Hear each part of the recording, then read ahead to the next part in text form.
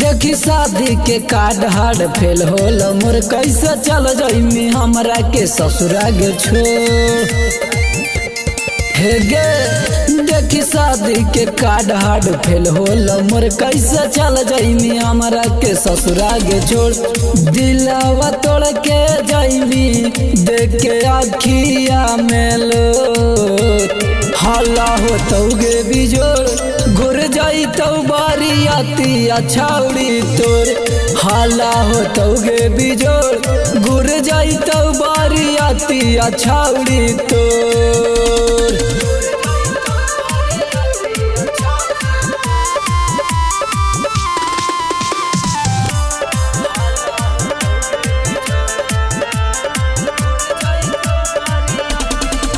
बड़ी परेशान हो तोर बाप भाई देखतो वीडियो सास ससुर हो तो नहीं सगाई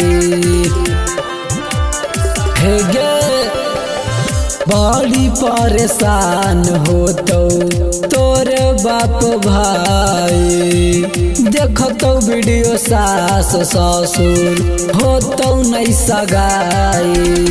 दिलावा तोड़ के जाइमी देख के अखिया मेलो हल्ला हो तौगे बिजोड़ घुर जाई तो बारी आती छाउड़ी तोर हल्ला हो तौगे बिजोड़ घुर जाई तो बारी आती छाउड़ी तोर।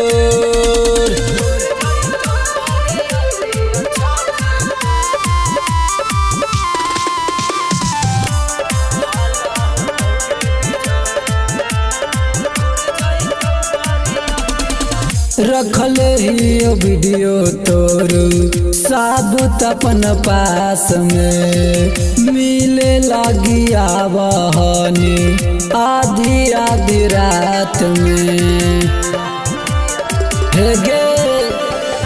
रखल ही वीडियो तोर साबुत अपन पास में मिले लगी आवहनी आधी आधी रात में। वीरेंद्र राजीव यादव के आँख में दे नीलो हल्ला हो तौगे बिजोड़ घुर जाई तो बारी आती छाउड़ी तोर हल्ला हो तौगे बिजोड़ घुर जाई तो बारी आती छाउड़ी तोर।